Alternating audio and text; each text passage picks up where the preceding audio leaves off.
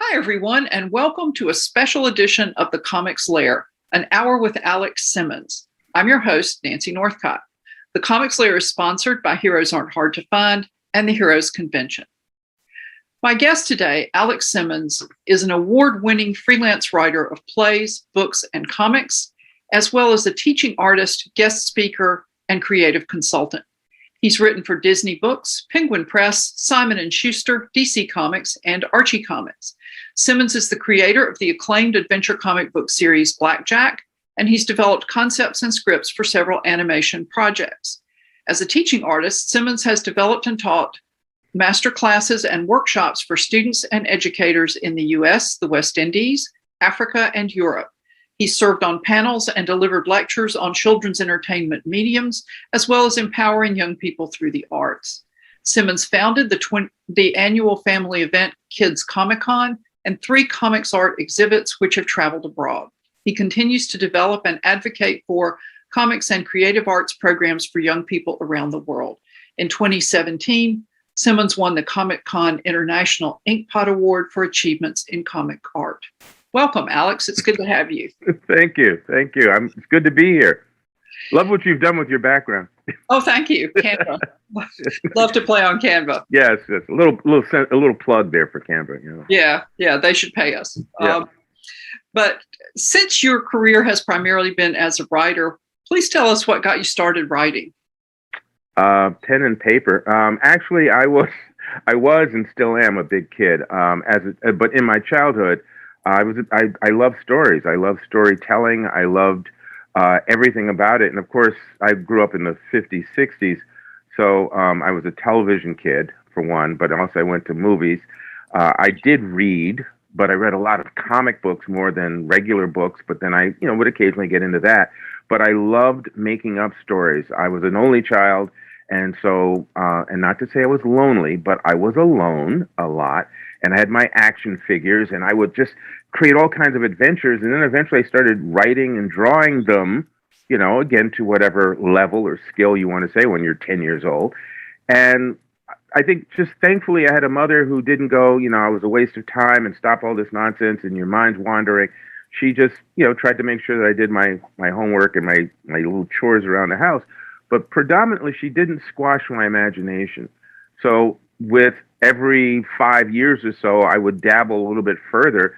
And by the time I got out of high school, I was pursuing acting. And that was like the 1970s. And although we'd had the civil rights movement and then the blaxploitation films and then several prominent black stage plays, the roles for black men and women were still limited to either historical kind of scenarios where we're doing things about slavery or angry black men. And so I wanted to have more range as a writer and as an actor. So I started writing monologues and things to do for auditions that gave me more roles to play. And then I started writing plays, and slowly but surely I began to realize I enjoyed the writing and the creating of material and stories a little bit more than the performing. And so I became really more of a committed writer at that point. That's a capsule version of the story. Well, when we were talking before we started recording, you mentioned Ray Bradbury as an influence. Will you tell us about that? Yes. I think I was probably in middle school, what we call junior high at that time. So 14, 15 years of age. And I read Something Wicked This Way Comes. And the seller of lightning rods is part of the opening line. And just the way he phrased the wording, the imagery that came to my mind. As I said, I've been dabbling and doing this sort of thing as a writer, but I read that story and it sort of stuck with me. And then a few years later in my 20s, I read it again and I went, okay, that's it. That's the way. I want to be able to tell stories like that. I want to be able to write like that. And it just sort of catapulted me into the pursuit of that. And then to make, the universe, to show how the universe can work. I think I was in my 30s and I had already written some plays and I'd written comic books, and one of them was a character I created called Blackjack, which is an African-American soldier of fortune in the 1930s. And so those books had been coming out, and I was at a comic convention in San Diego, or It was in California. I don't think it was San Diego, but I was at a Comic-Con, and I'm in a cafeteria area, and I see this large man in a electric blue shirt, button-up shirt, white suspenders, and white Bermuda shorts being wheeled into the commissary area, and I realized it was Ray Bradbury. And he was there to give a speech, a presentation, but they were giving him a chance to have something to eat. And I, as I said, I was inspired to finally pursue writing because of him. So I thought, here's my opportunity to thank him. And I'm just trying to think, how can I get over there to thank him? I don't want to interrupt anything. So the two people who were looking after him, one of them sort of broke off to check out something. So I went to speak to him first, and I explained, the whole thing. I wanted to just thank him. And he says, well, I don't know, Dorothy, that was the young lady who was still tending to Ray. She's very strict about people not talking to him and everything. And so meanwhile, while he's telling me this, it's going to be hard. Maybe it's not going to happen. Dorothy, this young lady, sort of circles us. I guess trying to get a feeling, why is her assistant talking to me? And then finally she stops just to my left and she's looking at me. And the young assistant goes, look, Alex, let me do this. Says, Dorothy, this is Alex Simmons. And he would like, she says, oh, I know Alex Simmons. And I'm thinking, okay, I don't remember her. This could be embarrassing. What do I say? And she continues. She says, Alex, when a couple of years ago, you wrote a series of articles about how to create comics that were printed in Wizard magazine. And I read those articles and I was writing back and forth to you and you were answering me. And I'm thinking, oh, okay. Fine. Great. That's wonderful. So he says, he'd like to speak to Ray. She goes, oh, for Alex, no problem. And so in effect, Ray inspired me to write. And because I became a writer, what I wrote touched somebody else who then made it possible for me to meet and thank Ray. That is so cool. Yeah, the universe is weird. It's fun like that. So that's also why my life is still amusing. I have stories like that. Well, you also have an extensive career in popular culture, comics, and the arts with a wide array of projects. What was your first professional job? Ooh, wow. If I remember right, it's because, as I said to you just before the show, I have to sometimes reread my resume. The very, very first professional job that I recall was writing some articles for Cadence magazine, which actually used to be the owner of Marvel Comics. So they were putting out a music magazine at the time, some sort of pop culture thing. And because I had connections with musicians and things like that, I had the opportunity to go interview some musicians, including some jazz musicians and Melba Moore, who was a very popular vocalist at the time. And I was writing articles, doing interviews and writing the articles for that. So that was where it started. And then at a certain point, my friend Don McGregor, who I'd met at a Comic-Con, and Don had lived in Rhode Island, and by this point, now a couple of years later, had moved to New York City and was working for Marvel as an editor and in-house writer.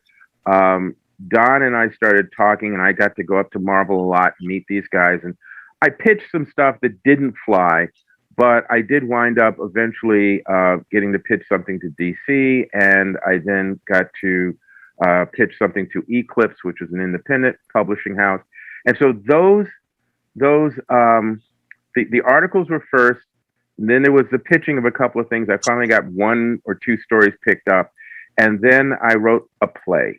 I wrote a Sherlock Holmes play, and that was really sort of the breakout for me, because that play received an off-Broadway production and got some good reviews, and things started to happen from there.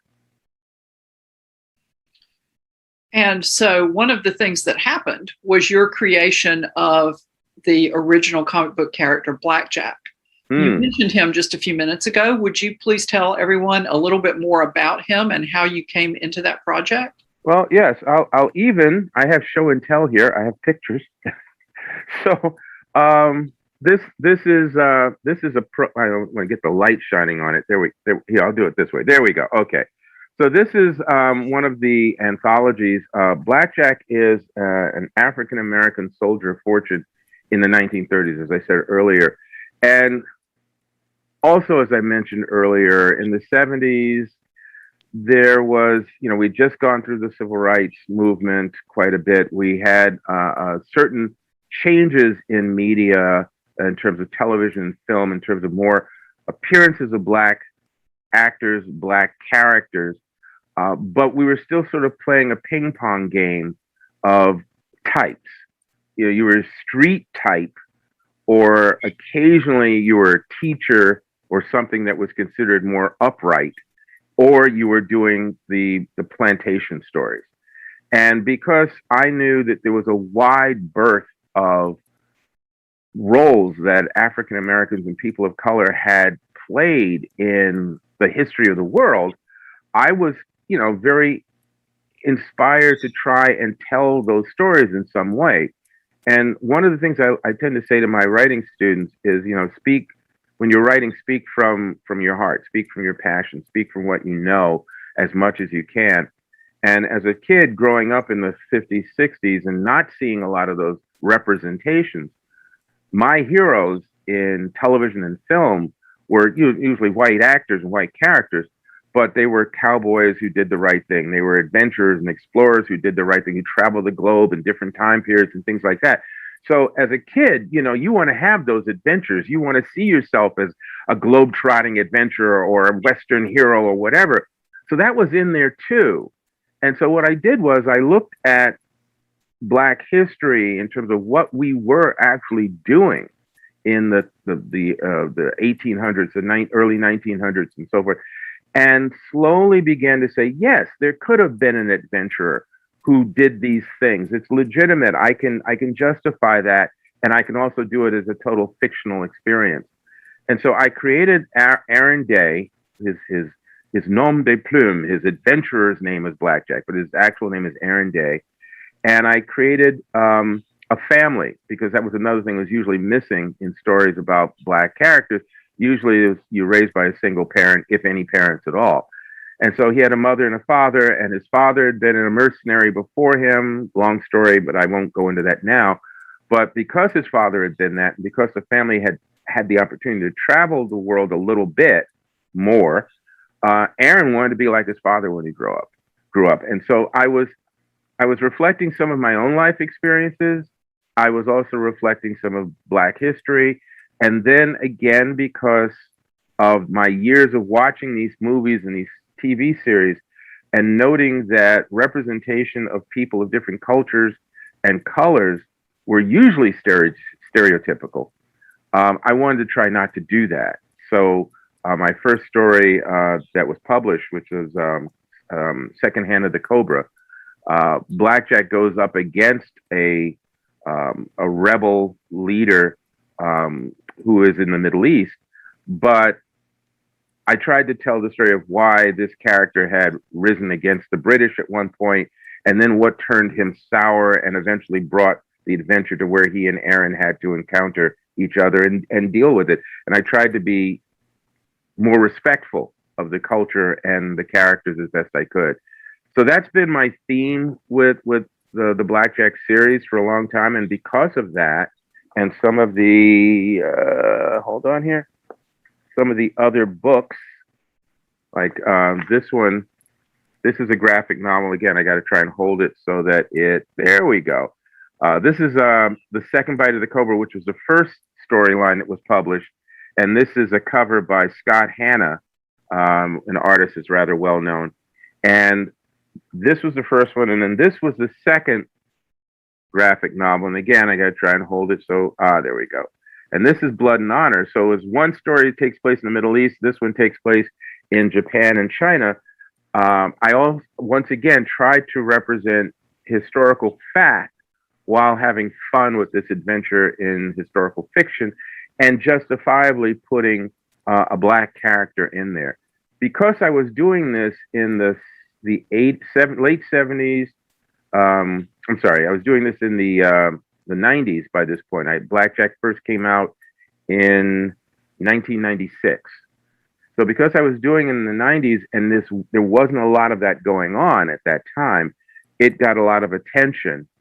And that led me to being approached by Joe Ilyich, who was at that time an associate editor at DC Comics, working with the great Denny O'Neil. And that they brought me in and we had a discussion, and I was able to do a Batman miniseries called Batman Orpheus Rising. And I also was also able to do a DC Scooby-Doo and a Superman story. I thought I'll just stop talking for a moment there. But all that grew out of your work on Blackjack. 90% of it, was made possible because of my work on Blackjack. Well, and speaking of your work on Blackjack, who is Mary Day? You really did some reading there. As I said before, when I created the character, one of the things that was normally missing from stories about Blacks or African Americans was family. A good deal of the time we were solo or, orphans or whatever. So Aaron Day's family, it consists of his mother and father and his older sister, Mary. Mary is a year and a few months older than him. And when I was creating the character of Blackjack, I saw the family. I saw his father and the justification of his father leaving the United States to go fight overseas, like with Theodore Roosevelt, the Rough Riders, things like that, because World War I, a number of Black soldiers went over to Europe and fought and found themselves away from the United States in the segregationist attitudes that they were living with, they'd grown up with. They didn't find it in the same dimensions in these other countries. And so many of them didn't want to come back here. And so to me, Aaron's father, Matthew, was one of those characters. He could, and this was a phrase that was used, feel more like a man, because he was able to fight and do things that were more considered manly and feel more proud of himself than coming back here and being a porter or shoe shine or whatever. So Aaron's mother was left to take care of the two children, and the father would send money back to them. And so Mary Day and Aaron, for a while, formed this sort of this team. They sort of faced the everyday life together. They went to school together. They dealt with neighborhood bullies together. They felt, very connected.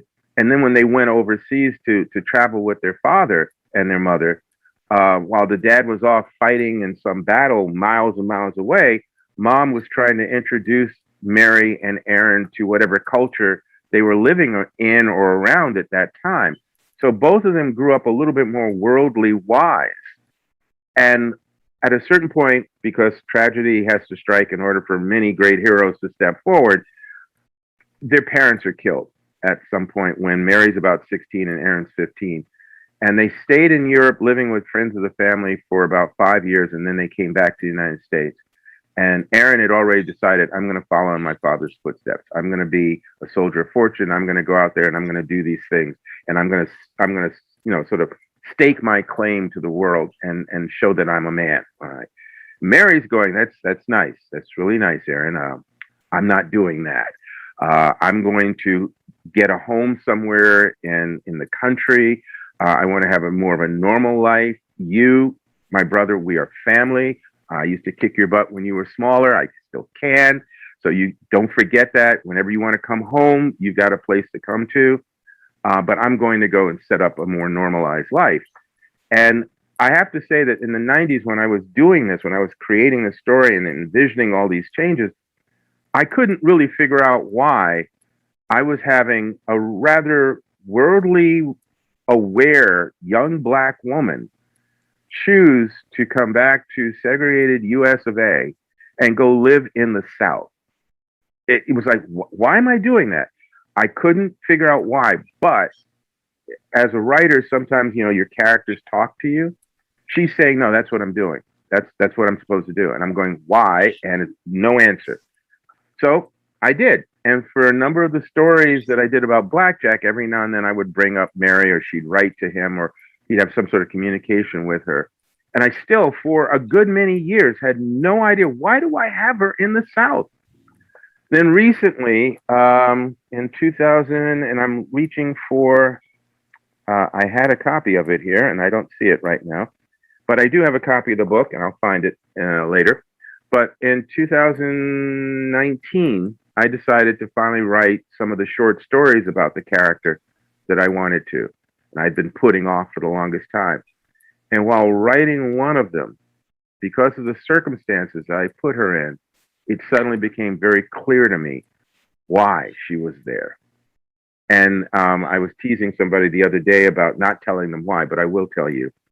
Um, the line that came out of that was that Aaron's battlefield is global, whereas Mary's battles are on the home front. And so she's in a position with the knowledge and the skills that she has, she's in a position to go up against certain adversarial circumstances that befall Black people at that time with the intelligence and also at times with the fighting skills necessary to better deal with it, to take steps that many Blacks would not have at that time. So I have one who travels the globe doing that. I have another one in the United States who does that. And I was very excited I was very happy with the 3 stories that I did put it together in the anthology, The Day Chronicles. And that's also available on Amazon. Right. Well, this is way back in the rearview mirror at this point. But you participated in the 9/11 comic book projects, the 2 volumes to commemorate the events and the first responders of 9/11. And you worked on the Dark Horse volume, didn't you? Actually, it was the DC. The DC volume. Yes, Paul Levitz. Could you tell everybody how that came about and what that book was? Because I imagine there are people watching this who weren't alive or weren't reading at the time all this happened. Yeah. Paul Levitz is one of those people who worked his way up the ladder. And I believe the story, I didn't know him when he first started with DC, but I believe the story was that he started out working the mailroom or something like that, grunt work in editorial something, and eventually became president of DC Comics. And so I met him when he was the president of DC Comics, and it was in the early days of my dabbling in comics. And for whatever reason, I mean, he was a decent enough guy and we just got along. So we would have these little conversations every now and then. And he was aware that I had written Blackjack. He was aware that I had written some other things for DC. And 9/11 came. And I remember 2 things about that time. There were many things to remember, but 2 things in particular regarding Paul. One of them was that for the days after, immediately after 9/11, when I had stopped off at the DC building, Paul would leave his office and go floor to floor, checking on the employees who had come in to see how they were doing.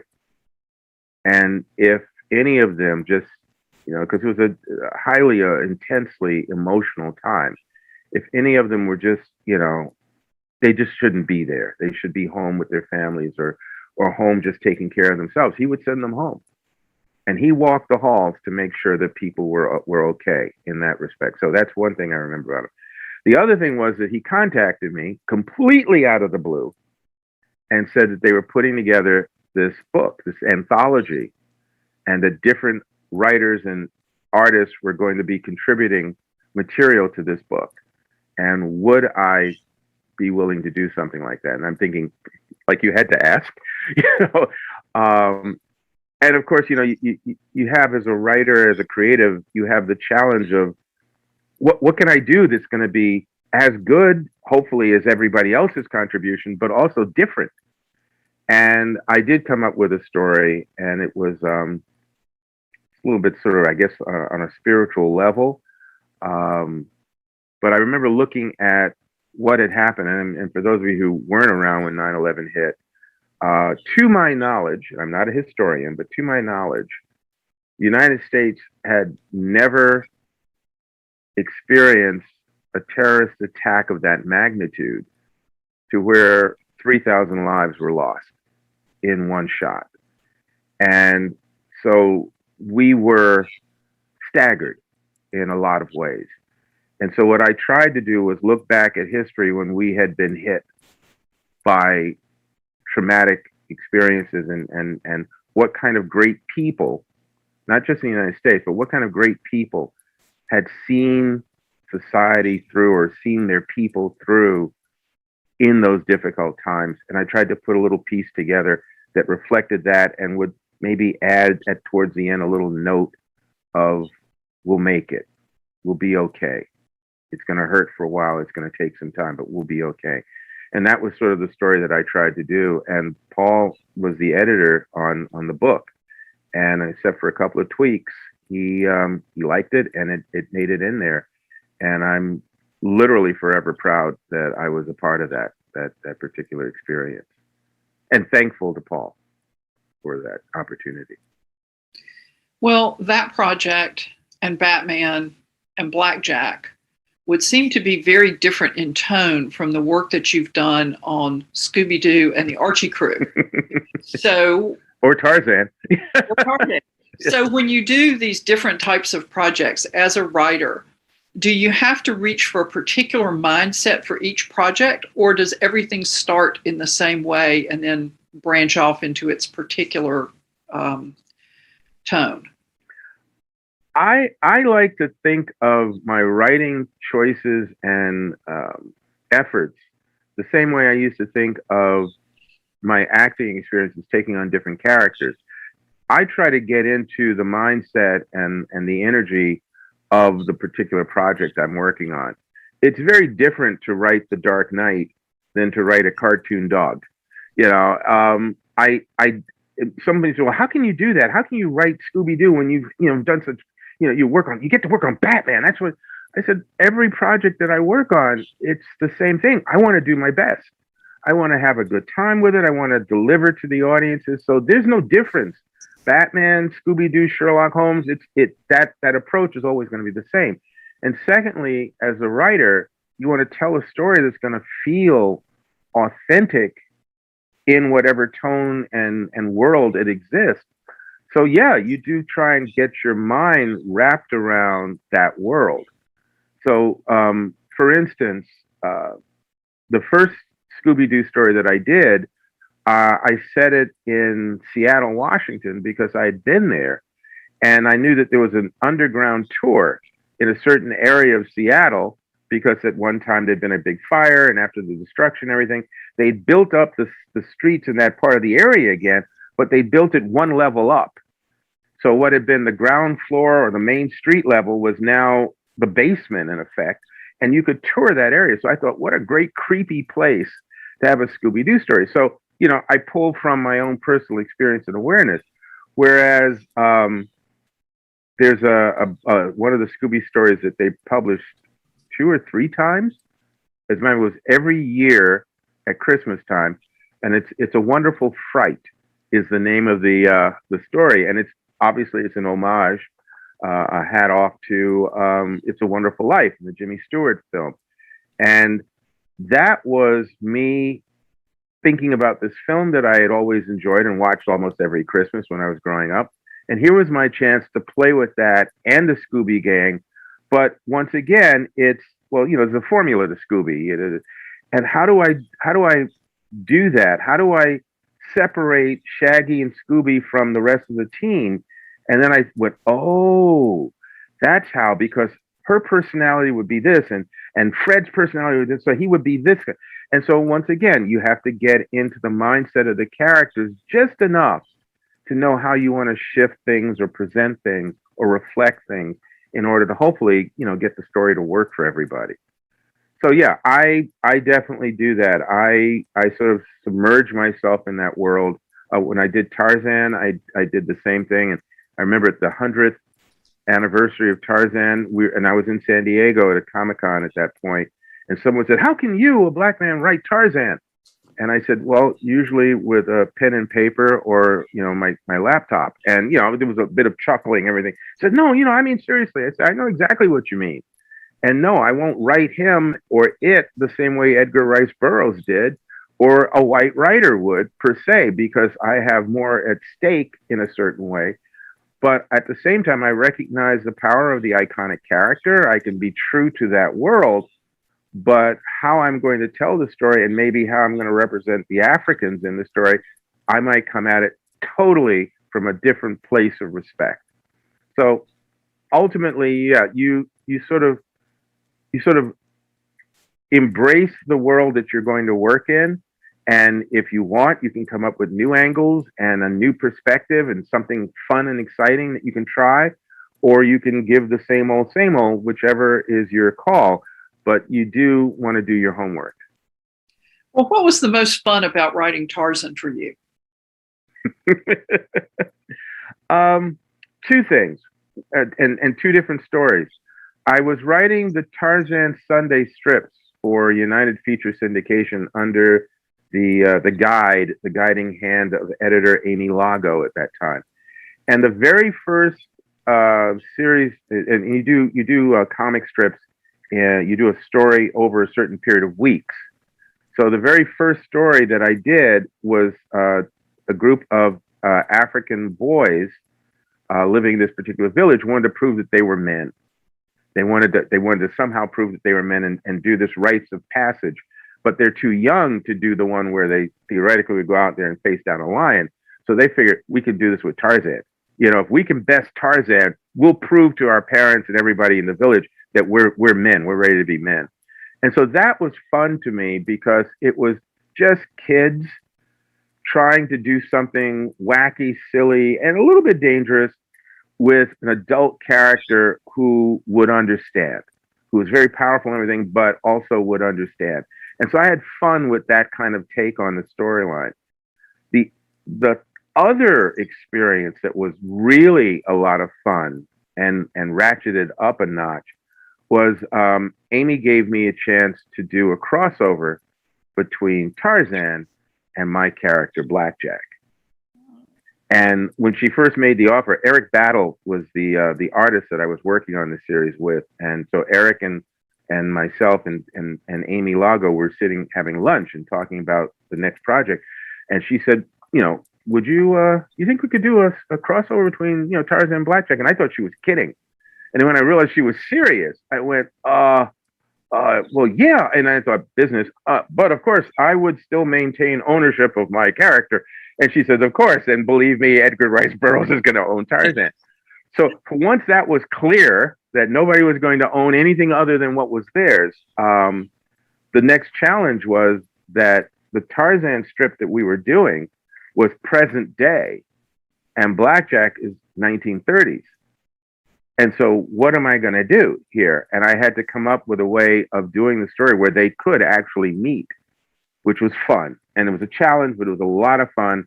And Eric turned out some great artwork on it, which the only place you can see it, I think, is online. And I don't have the link, but maybe by the time you post this, I can make the link available.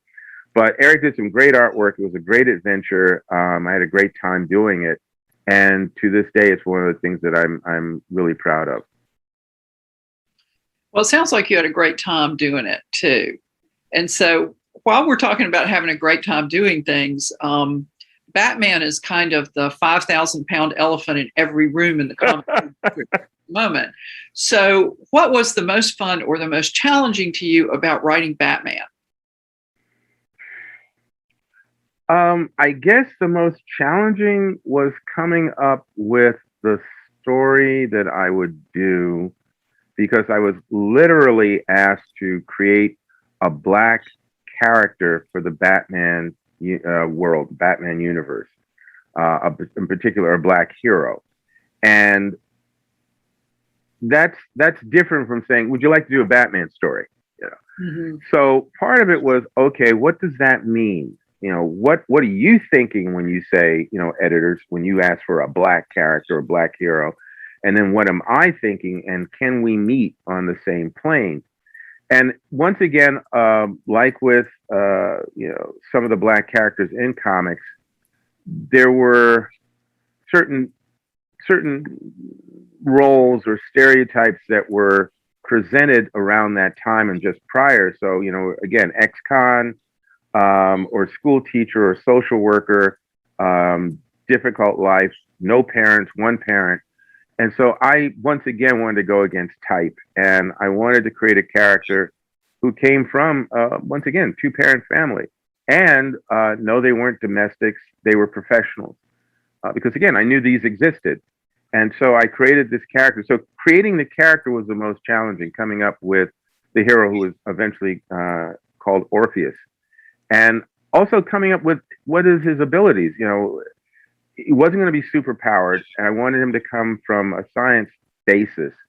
So it was.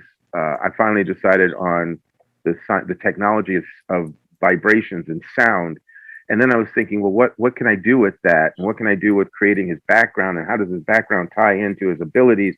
And by the time I put all that together, I was very excited and happy about it. And then Dwayne Turner was the illustrator, and he designed wonderful costumes for the characters.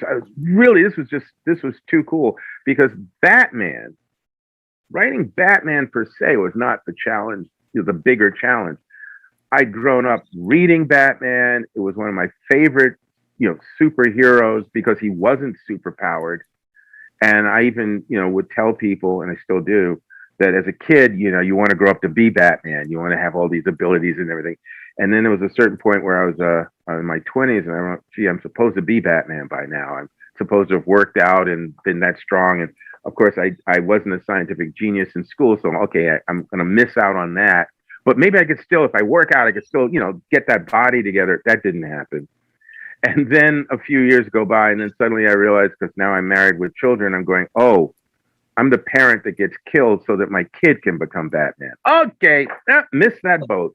But I knew the character so well and had so many ideas about stories for him that once I had my new hero created, I knew exactly how I wanted them to interact, where things would go south in certain ways, and what would be learned by each character about the other, and hopefully turn in a good series. It was a mini series with 6 issues or 5 issues. And I, again, hope that the story worked out. Over the years, I've been told by various fans that it did work. So I was pleased with it. Denny O'Neil was the editor I started with, but he left about midway through, and so I finished up with another editor. But either way, I was happy that I had that opportunity. And again, the challenge was creating a Black hero that I felt would be a good, solid addition to the Batman universe. I can honestly say, despite how he was treated after I finished the story, and I think it was within a year, he was unceremoniously eliminated. I am still pleased with the work that Dwayne and I did with that book. Well, you also worked on another famous Black hero. You contributed to the Tales of Wakanda anthology. Yes. And so could you tell us a little bit about that? Yes, and I can get that one in there too. There we go. Yes. This, I owe the opportunity to work on this to one, Jesse Holland. Jesse Holland, who's he's a great writer. He's a journalist. He's a professor. Just so many things. He's such a talented human being. And again, I guess if anybody wants to look at my life, it's a series of remarkable luck and treating people, hopefully, the right way, making friends with people without assumptions. Because Jesse I met, and he tells his story, so I'll do this very quickly. Jesse I met years before at a Harlem book fair. And I was there with, my comics and things, some other things that I had done. And he was a writer. I didn't even know him. He was just a writer sitting at a table with his books. I think it was one of his first books out. And I went by and I was looking, and I got to talking to him. And he says, as he puts it, I said some words of encouragement that really had an impact. Oh, great. I was speaking from the heart, so I'm glad to know that. 2019, I'm in Atlanta at a Comic-Con with Don McGregor, and Jesse comes there, and we're talking, and I hadn't seen him in years. And he says, I'm working on this anthology about the Black Panther, and I would really love it if you could pitch an idea for the book. And I thought, you're kidding. I said, no. I said, oh, that would be great. He says, now Marvel's part of this, and and I don't know what we're doing, but I would really love it if you could be a part of this. So I thanked him again. A couple of weeks later, or a few weeks later, I sent him a pitch for a story. No guarantees it's gonna fly. He liked it. Made some suggestions. I reworked it. took the pitch back, sent it into Marvel, and then I didn't hear anything for a few months. And then I finally got the word that, yep, it was accepted. And so this was great. So I am one of 18 authors in this book, 18 writers, including one person that I've known off and on for years, Nikki Giovanni, the poetess Nikki Giovanni. So this is just it was such a great experience. And it was the second time that I've had anything to do with writing material for or about the Black Panther. Well, what was the other time? Travis Langley, Dr. Travis Langley, about 2 years prior to this opportunity, approached me to be a co-editor and to contribute a piece of writing to the Black Panther psychology book. And that was a great one. So I not only had an opportunity to co-edit the book with him, but it was a type of an anthology. It was a series of essays by a number of psychologists, psychiatrists, some comic book aficionados, their own particular impressions and deductions and viewpoints about the power and the attraction and the relevance of the Black Panther and Wakanda in the world.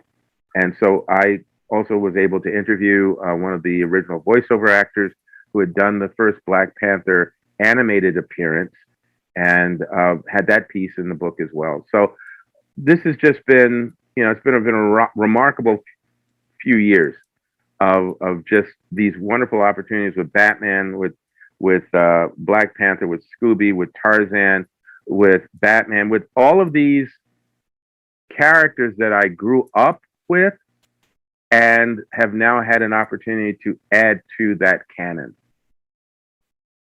Well, speaking of characters people grow up with, you've actually also worked in the Mouse Kingdom. Would you please tell us what you've done for Disney?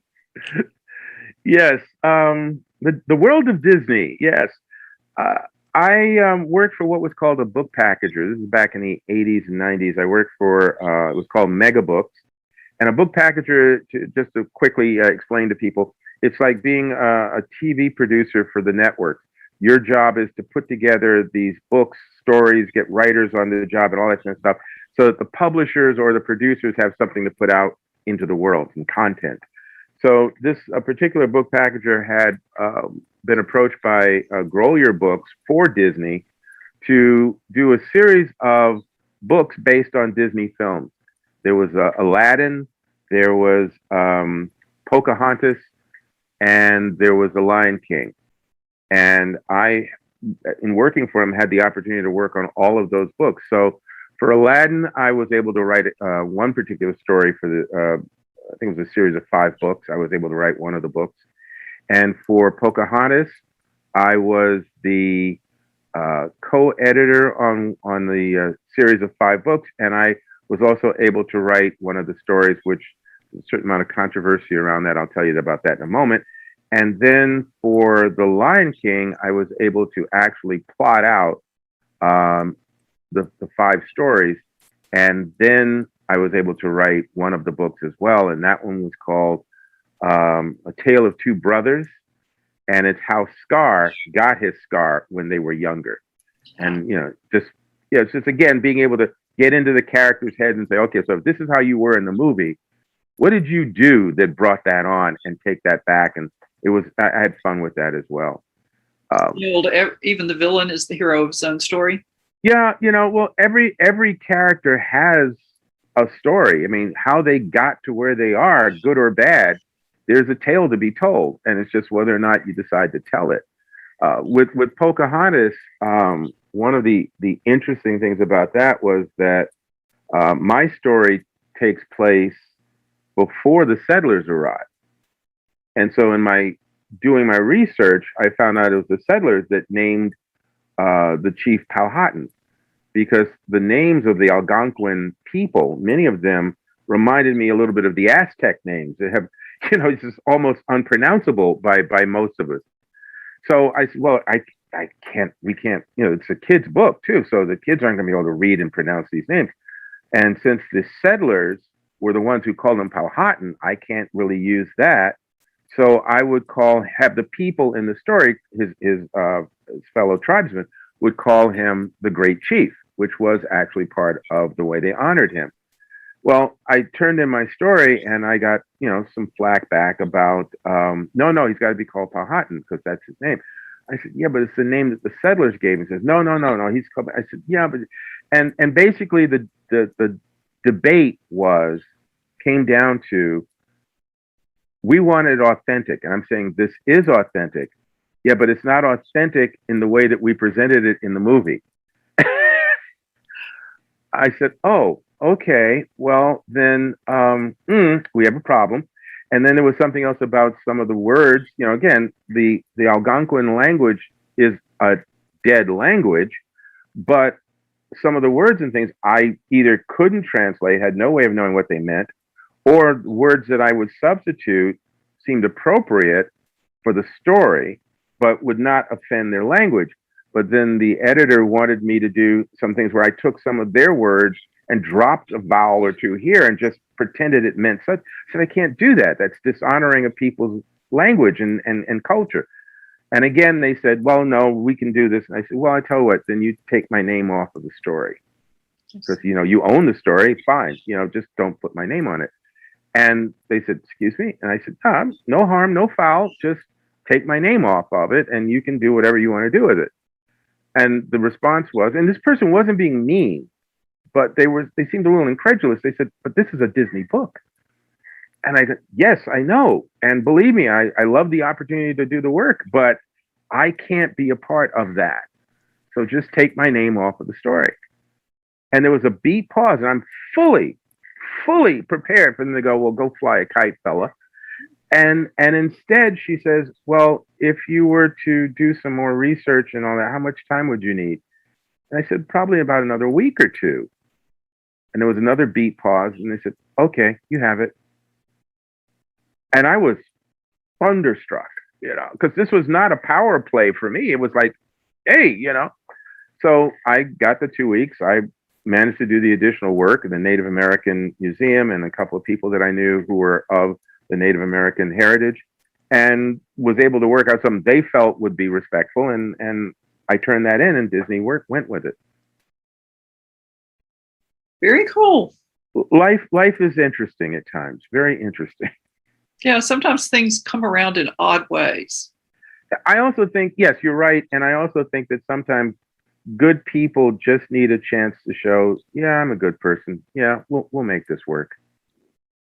Well, and also when people are accustomed to doing things a certain way, sometimes it's not necessarily easy for them to step out of the familiar path and go in a somewhat different direction.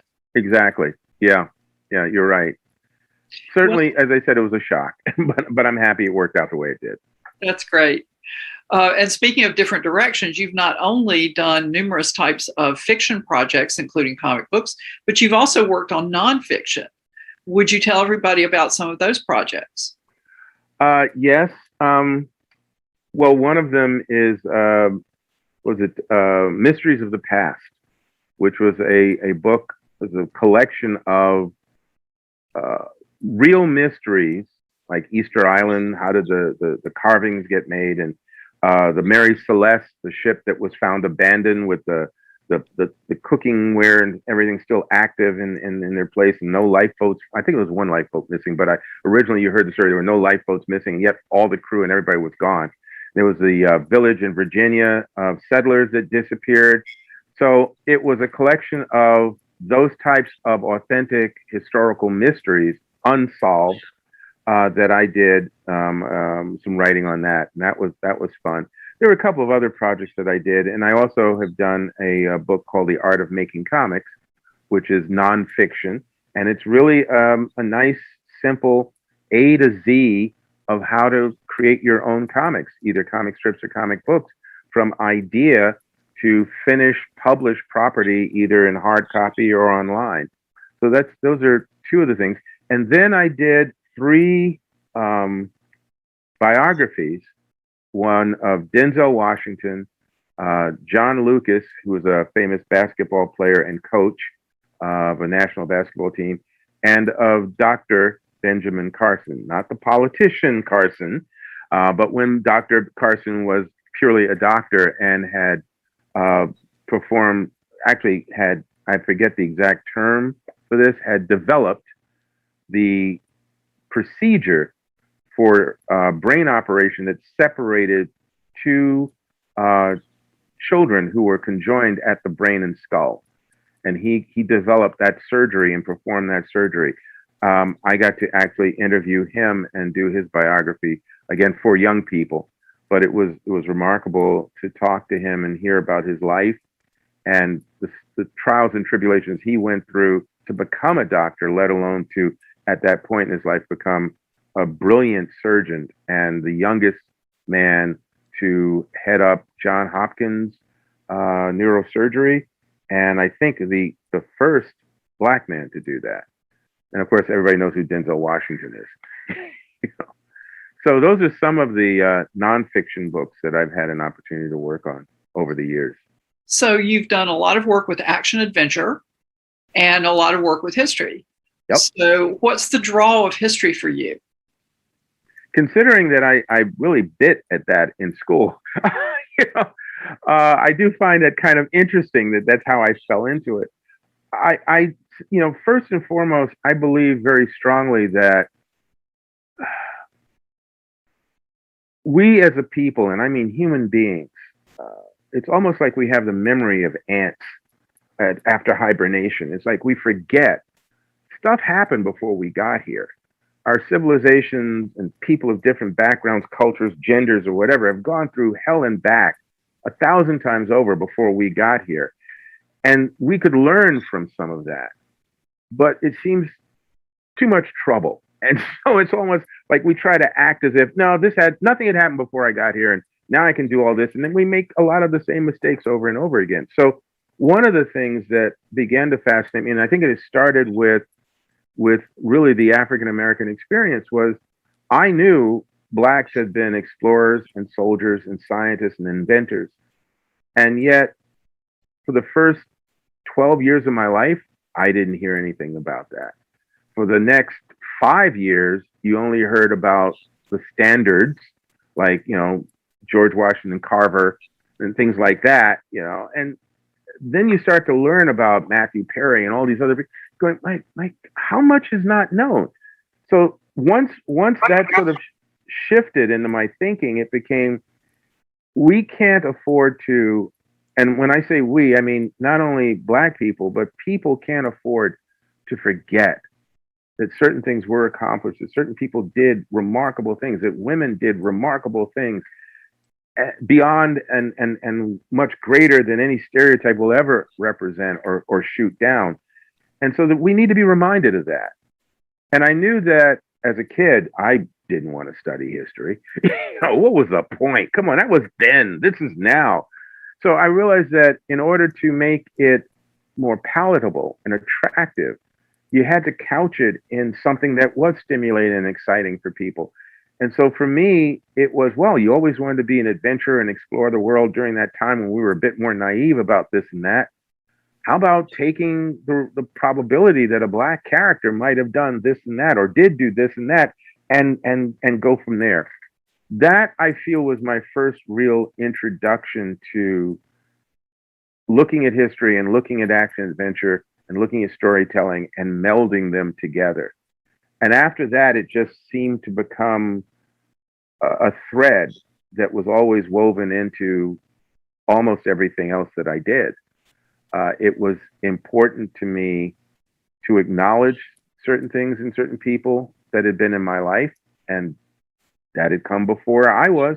So, okay, let me look back, and certain incidents and even look at certain historically recorded events and correct misconceptions.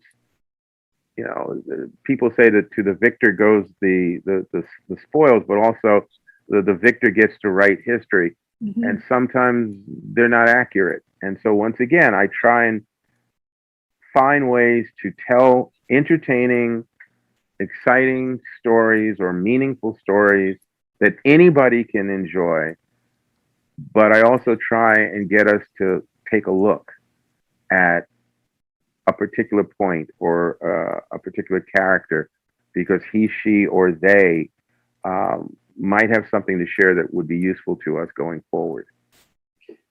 Well, in addition to being a writer, you're also an arts educator. And I found an interesting reference on your website. So would you tell us what the color of comics is? Yeah, you really did your homework. Okay. The color of comics. Once again, being African American and or being a person of color, period, and growing up in New York City, which is a great place to grow up because if you're fortunate and if you're aware, you get to meet people from so many different backgrounds and cultures and countries.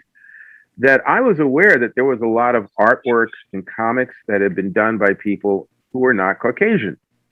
But like Brian Stelfreeze or certain other people, unless something in your name said you were Chinese, black, or Japanese, or whatever, Hispanic, a lot of people didn't know about that.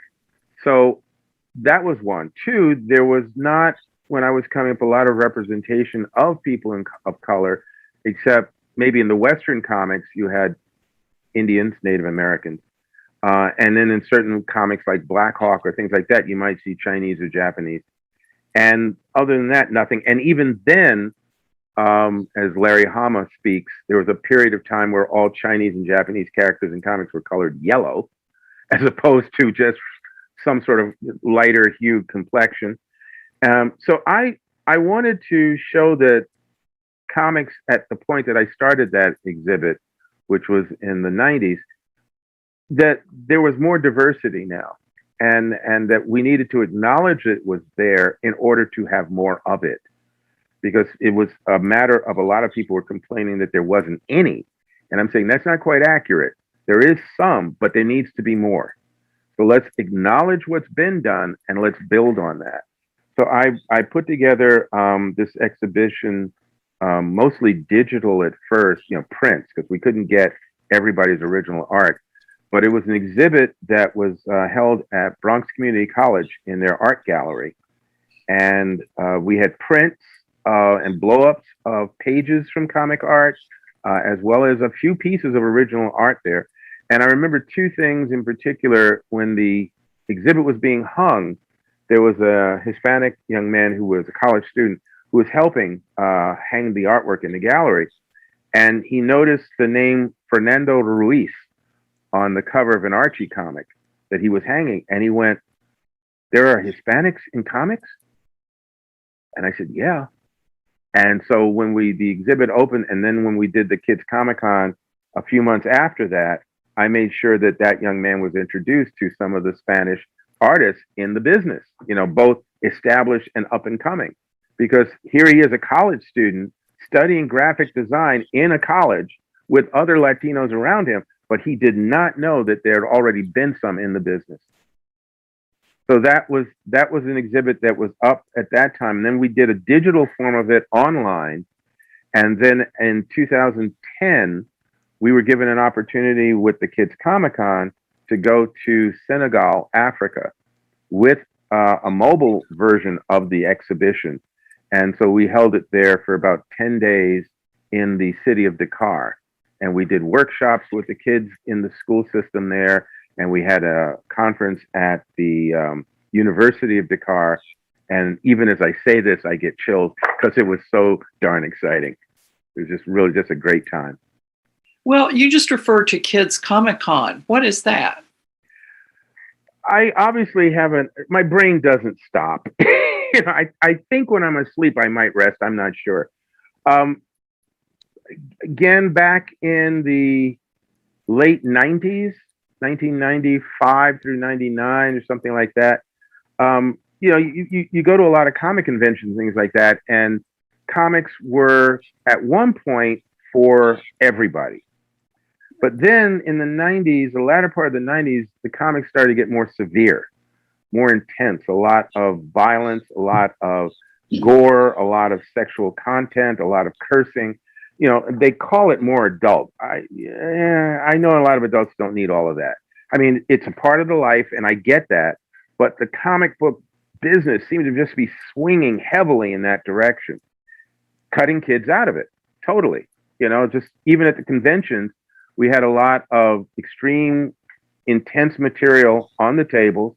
We had a number of scantily clad young ladies, and I happen to like scantily clad young ladies, but you had them selling, I like this word, salacious material, right next to a table with Scooby-Doo or Felix the Cat. So I said, there needs to be some way, like a section, like, there's a kids section, or there's an double X adult section or something at the conventions, because the kids really shouldn't be exposed to some of this material. And that wasn't happening. So I finally decided that maybe if I could do an event that showed that family and kids would populate such an event, and therefore having an area for them at the regular cons would make it worthwhile to the promoters, maybe then, that could happen. So I created this thing with Eugene Adams, who's the director of educational outreach at Bronx Community College.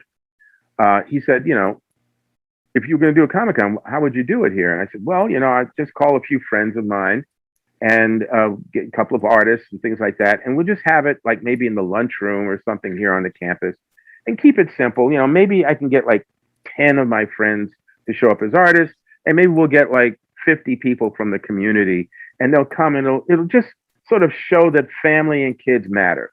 Okay. So he made it possible for me to use the facility there, and we were getting some posters printed up and everything. And I happened to mention this to Calvin Reed, who is a major editor with Publishers Weekly. And he said, I heard something about this. This is yours? I said, yeah. He said, well, tell me more about it. So I told him about it. So the next thing I know, there's a blurb that goes out about it. This is like 2 weeks before the event. Suddenly, the phone and the emails are ringing off the hook with people who wanted to be a part of this.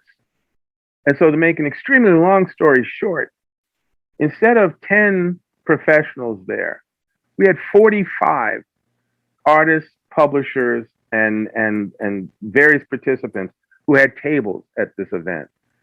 And I believe the audience, because we didn't keep accurate count, but I believe we had a turnout of somewhere between 700 and almost 1,000 people come to the campus of Bronx Community College. Now, you please understand, Bronx Community College, to get there, you have to take, if you're coming by bus, you have to take 2 or 3 buses to then get to the street where the campus begins, to then walk onto the campus. That's about a 2-block walk.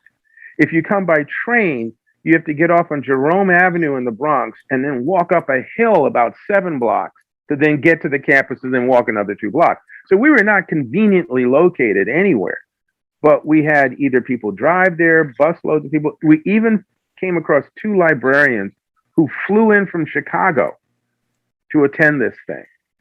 And it was mind-boggling what happened. And at the end of it, when the last patron was out the door and I closed the door and I'm standing there still trying to take in what had happened, I turn around and I'm looking at the publishers and the comic artists and everything at their tables, and some of them are dancing. They are so charged because they finally got to see kids actually thrilled, excited about or reading, looking at their artwork, taking it in, talking to them. Because we had certain rules that if a child comes up and can't buy anything, you still need to be able to talk to them. They still need to be able to ask you questions and things. You can't just dismiss people. That's not what this con is about. And we had workshops where they could learn to draw their own characters. I had artists who volunteered to do these workshops. So it was more of a nurturing environment than a seller's market.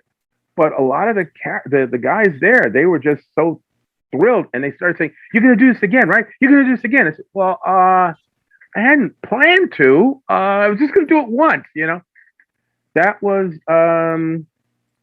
16 years ago. And we've done one every year since, including 2 virtuals because of COVID,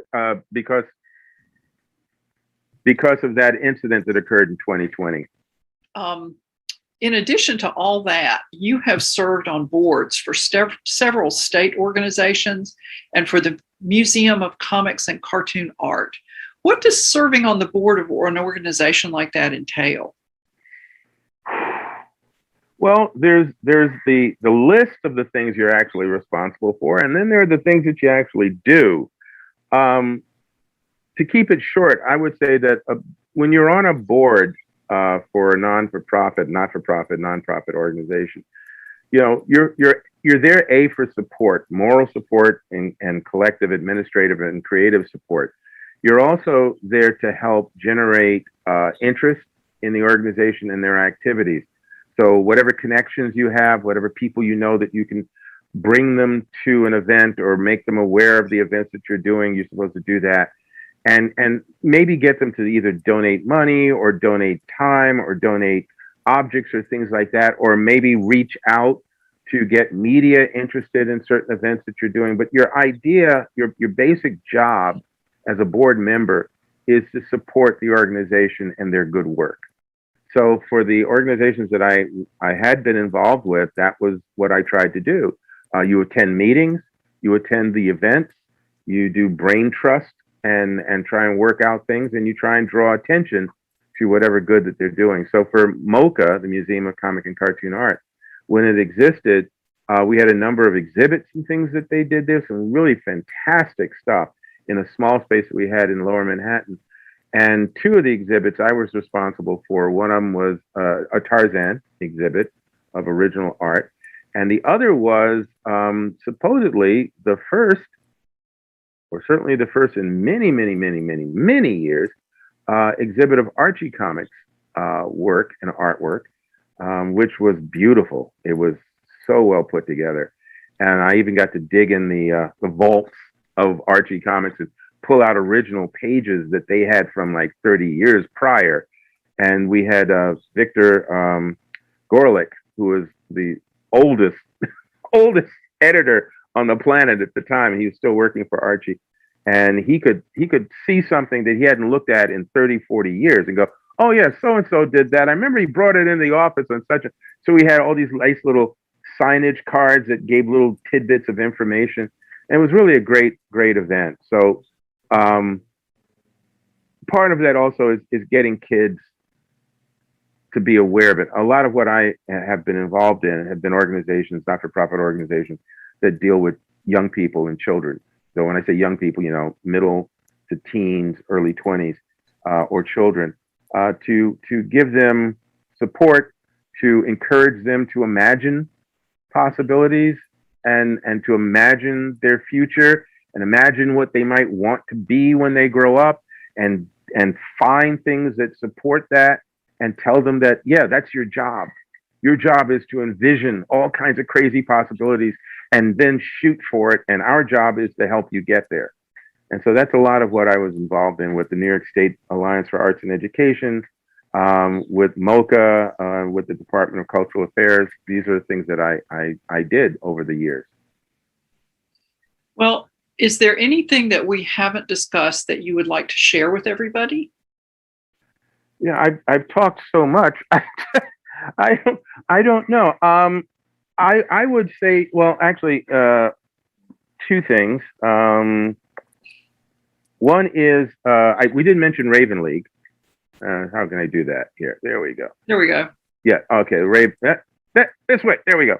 That's I did the Sherlock Holmes play, and that was about that was taking Sherlock Holmes, a character, fictional character, and putting him into a mystery adventure involving a real life person who existed back in the 1800s named Ira Aldridge, the black actor from the United States who went to England in the 1800s and became a continental theatrical celebrity during his time there, and married and had children there. And what happened to the family after he died is a real mystery. And so I sort of took all of that and wove it into a Sherlock Holmes play. And from doing that, I became very well known with the Sherlockians of the world, who then, over a period of time, because I had to deal with the Conan Doyle estate at the time, and so I again, you try and be professional, you try and be a good person and treat people right, and if you're lucky, you meet people of like minds, and so I did, and the Conan Doyle people liked what I did with the play. liked some of the other things that I was involved in with the Sherlockian organizations. And so when I came up with a young adult series called The Raven League, I wanted to pitch that. They gave me their blessing. They basically said, anything you want to do with Sherlock, we know you're going to do well, or you're going to do it well. And so The Raven League was a series that I did with Penguin Books. I did 2 books. There were some highs and lows with what happened with Barnes & Noble and marketing and everything, that the book didn't get a chance to really get out there the way it did. And I co-wrote those with my friend Bill McKay. So I'm looking to bring those back. And there's going to be some new Blackjack material that's coming out this fall. 2 new pieces, 2 new stories, and hopefully an audio play, which was, for those who are around my age, old radio play. So, and I'll keep you posted on those things. Other than that, I'm teaching at the New York Film Academy. I teach screenwriting there a few days out of the week. It's a part of my freelance experience. And I'm looking to continue to do that because it gives me an opportunity to work with students, young and old, from all over the world. I mean, literally. And that keeps me from becoming jaded, as folks will when we get to a certain age and we've sort of been running in the same wheel of social experiences. We tend to think we know how everybody else is thinking. And this has kept me from going down that rabbit hole, both on a cultural level, but also, again, when you've earned these, you tend to make little remarks about, well, young people aren't what they were when I was. Well, we never were. We weren't what our parents were when they were our age, and grandparents and so on. I've been blessed to work with a number of young students who give me hope for the future on any continent, because they are good human beings. They are just as curious as I was when I was their age, and people before that. And a lot of them want to do good, and they want to recognize decency as a mantra rather than greed and corruption. And so I just think my job now, for whatever time I have left, is to continue to sort of support that and do everything I can to give them a leg up so that when I pass the baton, there'll be hands to take it. And where can people find information about your work and these projects that you mentioned? My goodness, you don't think they've heard enough already? I would say that my website is probably one good place to go for that, which is simmonshereandnow.com. And then the other would be Instagram and Facebook. Instagram is weird. It's Simmons_Alexander, because Instagram wanted it that way. And on Facebook, I'm Alex Simmons. Well, Alex, thank you so much for joining me today. And thanks to everyone who's watching. And just as a reminder, the Comics Lair is sponsored by Heroes Aren't Hard to Find and the Heroes Convention. For more information, visit www.heroesonline.com.